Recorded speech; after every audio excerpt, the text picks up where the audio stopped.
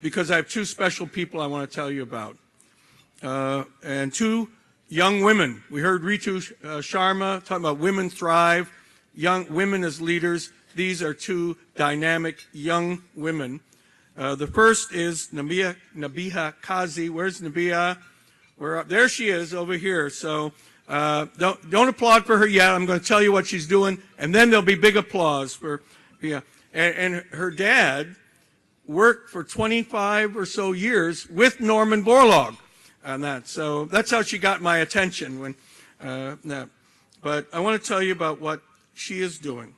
You remember last year, Secretary General Ban Ki-moon issued a challenge here at the World Food Prize to all of us to end hunger, malnutrition, to achieve sustainability in the global food system.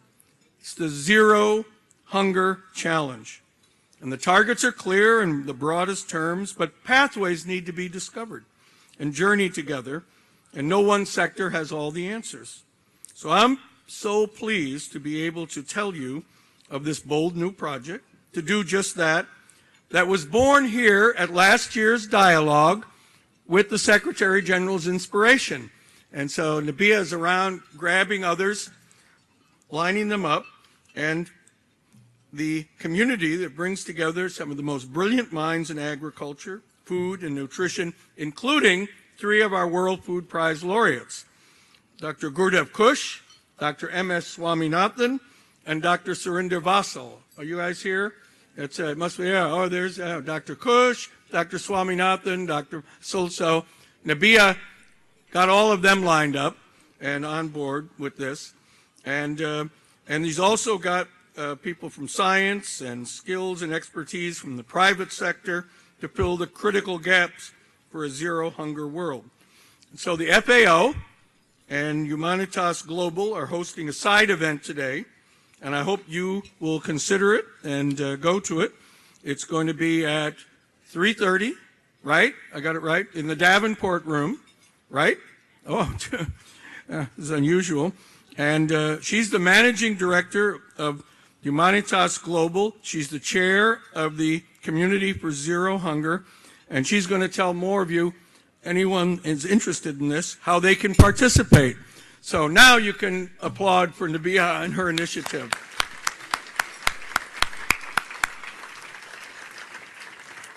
So the second young woman that I want to bring to your attention, I met in Ghana.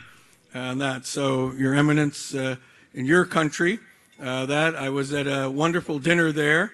I had just given our Norman Borlaug medallion to His Excellency Kofi Annan. And I'm sitting at the table there with Roger Thoreau and Stephanie Hansen from the 1 Acre Fund. And I said, oh, and Stephanie, where are you? Must be around. Where? Back here?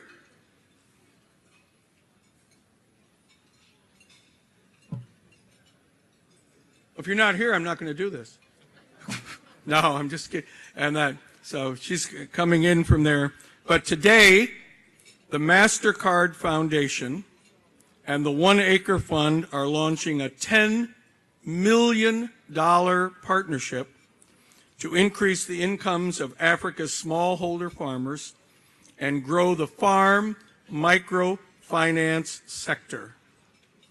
And 1 Acre Fund has designed and proven an innovative operating model that enables Africa's poorest smallholder farmers to increase their incomes. And if you've been listening during the Borlaug dialogue, you know that this is one of the really big needs for smallholders and particularly poor women farmers.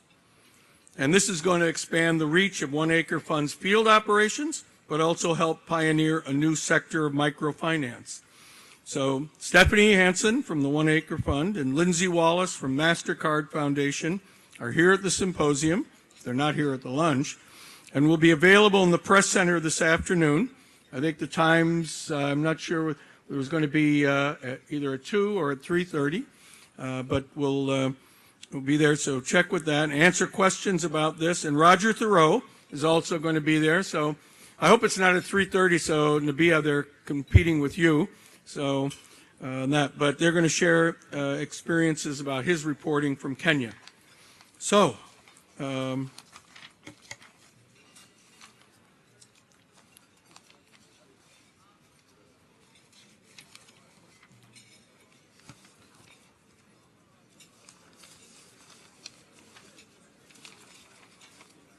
Now, in addition, I want to note that the last interview that Dr. Borlaug ever did was with the United Soybean Board, and it was just a few months before his death. And when he passed away, the World Food Prize was 1 month afterwards, and we showed that video. And I went in our archives, Jim, and we dug it out, and I thought it would be nice if we could just show it to everybody again. So those of you who didn't ever meet Dr. Borlaug, looks kind of old in this, because he was old. He was 95, but you can still feel his passion and determination.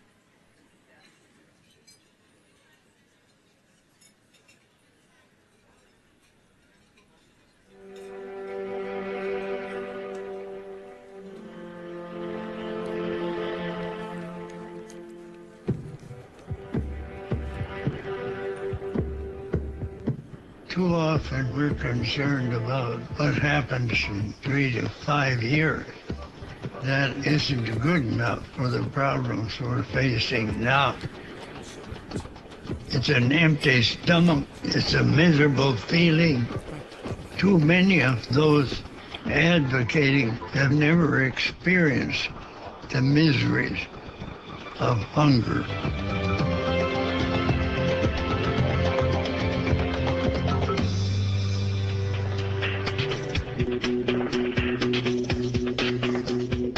We know that we have to have new science and technology on the plant breeding front to give us better strains of soybeans and wheat and corn, all the basics.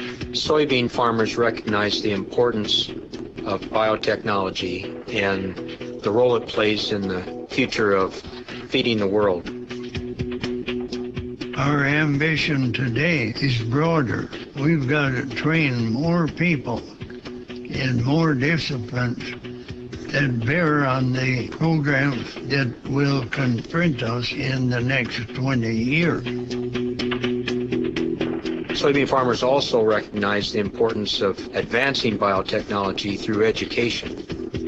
It's through these young people that we will keep our programs diversified. So when we have to have rapid change, those young people are there. At the present time, they may not appear to be important, but they are.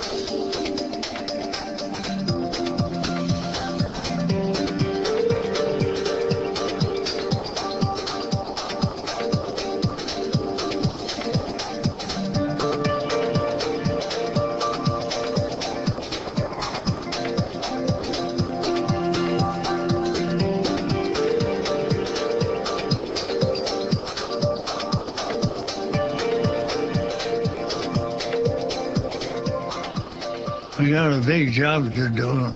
We have to have new liberal thinking, develop the information and data that will carry us through the next 40, 50 years.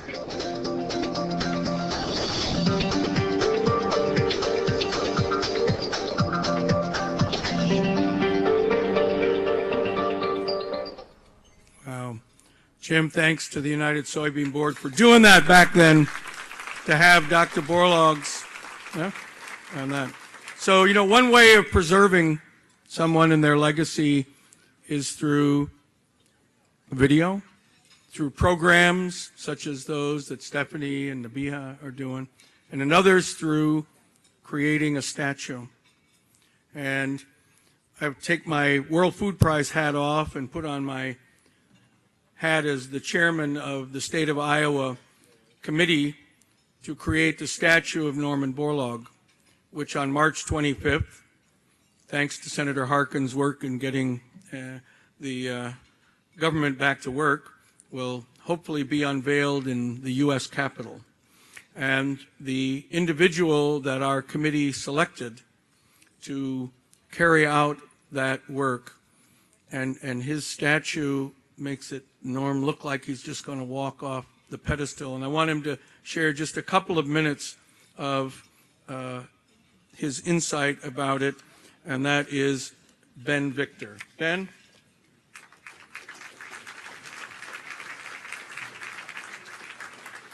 Thank you so much. If they could pull up the slideshow here, I'll go through a few slides and kind of tell you a little bit about what it's like to get into the artist mode of how do you express an individual like Norman Borlaug.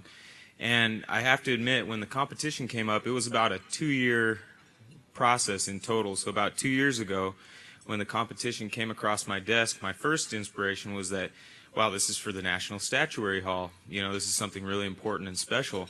But I didn't have knowledge of who Dr. Borlaug really was until I delved into the study and got into the books. And Ambassador Quinn has said that my enthusiasm and obsession with Dr. Borlaug after that study was really infectious to the committee, and they got excited about this statue project.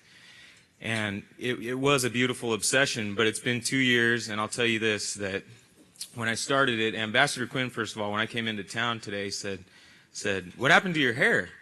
And when I started it, I had this full head of curly black hair, and now it's gone, so that tells you that it wasn't that easy of a process.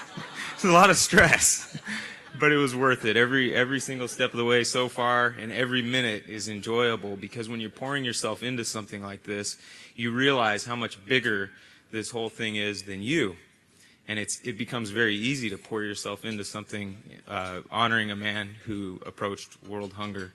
And so creating an icon for Dr. Borlaug is really the goal here. And the inspiration that gave me the design that you'll see just outside the door, I've got a table with 2 of the miniatures, the maquettes of the piece. And the inspiration was this quote that you can read on the screen about the wheat ripening and the wind blowing through that wheat and the sound. And I thought of that Iowa farm boy and how he really never grew up, even though he had big dreams and gained all this knowledge and became this amazing scientist who led a team and did all of the research and then implemented the research, which was equally as important in all these other countries. He really was still that Iowa farm boy that loved to be in the fields, loved to be out there working. And so that's what you see him doing in the sculpture, is that wind is rustling through the wheat, and he's there with his notebook. And thanks to Jeannie, he's got a little bit of a smile, so he's got that positivity. She caught me on that one, and it looks just perfect now, and I'm so happy that she mentioned that. The aesthetics of it and the idea behind creating that wind and motion is something that's gone back in some of my past pieces. And you can see here with Sarah Winnemucca, this is Nevada's statue for Statuary Hall. And this is one of my first pieces. When I did this, I was 24 years old. And it was one of those things where I got this national commission through a competition stage similar to this one to do the sculpture of Sarah Winnemucca for the United States Statuary Hall. And I was still a student in college at the time, and so it just floored me, and I was of course humbled by it, and got to unveil this piece in the U.S. Rotunda. And when we unveiled it, I thought, this is a once-in-a-lifetime thing. This will never happen again. You know, I'm trying to soak it in, but you can't really soak it in because it just happens fast. And so here we were again doing this sculpture of Dr. Borlaug, and at least competing for it.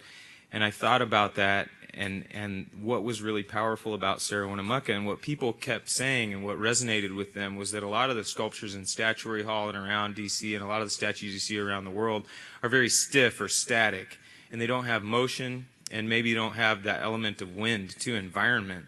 And I thought, how perfect would that be if we could find a way to get the environment, the surrounding environment, into the sculpture of Dr. Borlaug. And so you can see that that stylistically appealed to me, and that's where the wheat and wind came into the design. And then the other idea when designing the piece was, how do I use science to design this piece? I mean, the man was a scientist first and foremost. And so you can see here the golden mean, which goes back pre-Renaissance, all the way back to the ancient Greeks in artwork. But to use the golden mean, you know, like Leonardo da Vinci really rebirthed in the Renaissance, in the design of the piece. And you can see how I use those lines of the golden mean to design not only the wheat, but also the focal points of the piece, his face and eyes, and of course the notebook and his handwriting in the notebook. And so it's been an incredibly humbling task. That's the main thing, is that I think, you know, and even being here today, it's amazing when you get to do these sorts of things as an artist, and you get to do a piece, like I said, that you pour yourself into. But then to be in the room here with political leaders, religious leaders, and scientists from all around the world that are approaching this daunting task of world hunger and how do we alleviate this. And just to think that as an artist, that I get to be a small part of that, that is what's inspiring to me, and that's what's spawned all of this work and all the sleepless nights and maybe even a little hair loss. And I don't know, Ken, did you get a little hair loss too during the process? Okay, good. Well, anyway, I thank you so much, and it's just been so much fun. Thank you. Thank you, Ben. That was wonderful. What a terrific guy he is. So Ben, I've got my hat on from the State of Iowa Committee, and our committee, I announced yesterday, I'm going to announce it again.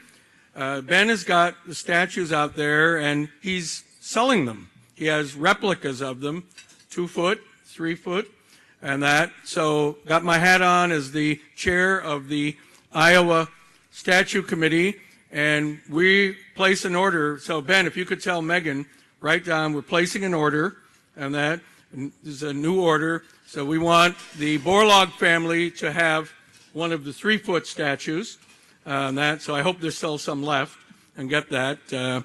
Otherwise, I'll be in real trouble. So they should have one.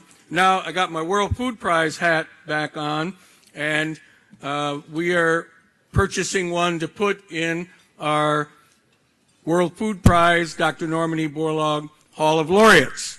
And I was out there, there were some other institutions, land grants, companies, schools. You want to have that inspiration while they last. So stop by, give it a look, and that. So everyone, enjoy your lunch. I'll be back up here, and we'll have the main feature with His Eminence.